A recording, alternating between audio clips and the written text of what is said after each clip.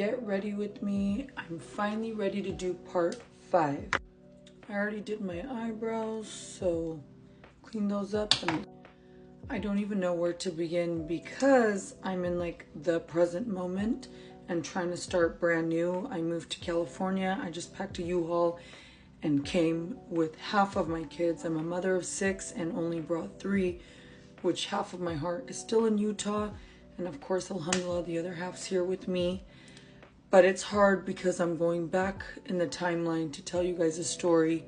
And so all the emotions kind of come back to surface, if you know what I mean. Just to catch up, I told you guys I lost my younger brother that was only 17 years ago because my ex killed him. God bless my brother's soul with heaven. And then I just feel like we just didn't know the words back then, like trauma, and we didn't really have social media like that. We had like MySpace, and you know, Facebook came a little bit later, so I learned all these words: trauma, depression, binging, all this like later in life, clearly. I've never properly been able to grieve over my brother's death just because I don't know the exact term, but I've had to like store it far, far away and not like dabble into it because it takes me to a dark place, and I just emotionally have always just known without any medical term that I gotta stay super strong because of, I left off by, you know, walking into obviously the kitchen where my mom was laying and just witnessing all the ladies just sitting with my mom. I mean, I'm grateful they were there to comfort her, but the way they were staring at me just took me to like a dark place. I have never grieved over my brother properly till this day because of the scrutiny and the judgment and the way everyone made me feel. I don't know what the term is, but I've stored that emotion so deep away of my brothers and tried to like forget all what has happened that I even forgot the memories growing up. Like I have very little bit of memories, and we were super close growing up because like I said, we're first generation Americans. We had no cousins and no family here in America, so we just really had each other. And we grew up in American white Utah Mormons that were so judgmental that hardly ever let their kids play with us, so we like depended on each other as siblings growing up, the 4 of us primarily. I think what really set me off though was just sitting with the family, and I understood like, you know, why they were all like looking at me weird. The relationship with the ex, the Afghan guy that did this, the crime, the most horrific thing you could ever imagine, wasn't too like, our relationship wasn't really accepted by most of the family, my own family as well, because I had divorced my cousin. So my older brother is married to the ex-husband sister. There we go, my cousin. So my brother married his wife. His wife is related to my ex-husband. They're brother and sister, and we're brother and sister. So basically we're cousins that married cousins, right? So obviously when I got divorced and didn't want to be in a marriage that was just like so like low vibrational, which a lot of my life has been, so I'm not just blaming him, but they were automatically like, they disowned me. You know, everybody practically disowned me in the family.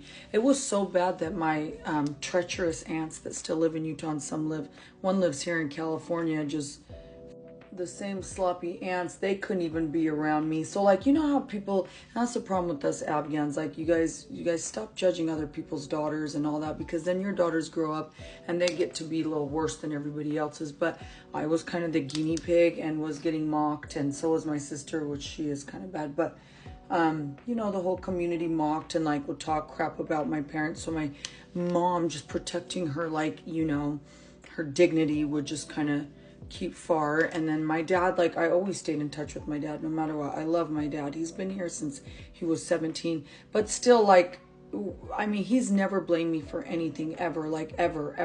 Like, I'm very close to my dad. That's why I love him. And even his old school ways, they bug the crap out of me, but like I'm so forgiving just because he's so forgiving as a father, you know, and he just doesn't make you feel blamed. But when everyone else is making you feel like shit, the rest of your family, your aunts that like, girls, you was fucking off on my brother last time I checked, and that was your nephew. But they couldn't even come around me because I was a bad girl. They'd have to sneak to come around me. My cousins, they really couldn't come around me, and now they're off with some, you know, out of the race relationships and this and that, but it's like, damn, I remember when all your mamas and all your papas used to judge little old me. I basically had no support system, and everybody's intertwined because family married family. So like my kids, you know, they were my cousin's kids, and my aunt was here, which is their grandma. So they were spending a lot of time with them with everything going on. And like I was getting blamed. And what really triggered me is one day I'm sitting in the living room with all my family and everyone's mourning. And like, mind you, it was hard for me to mourn just because so many eyes were always on me. And I respect my older brother and love him dearly. He's done so much for me, and he's 10 years older than me, and he's kind of a fob, and he was born in Afghanistan, so he's been here in America since he was like 7 or 8, which is still no excuse, but out of, I think, pure stupidity, and you never know what one little word that you can say to someone could just set them off, so be careful with what you say to people. But we sat there as a family, and I was crying, and he just said, oh, who, just in front of everybody, like, who's she crying over? She's not even crying over the brother. She's probably crying over the ex. I forgive him for that. It's been so many years, and we've had our ups and downs, my older brother, and he's been so helpful to me that I can't even hold anything against him. But what I do remember is just that alone set me off like no other. That was the beginning of my, like, that's it. All of you, I'm out.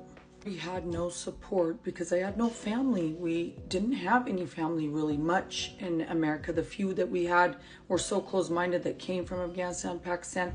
They didn't really give a fuck to be close to me, and they were blaming me.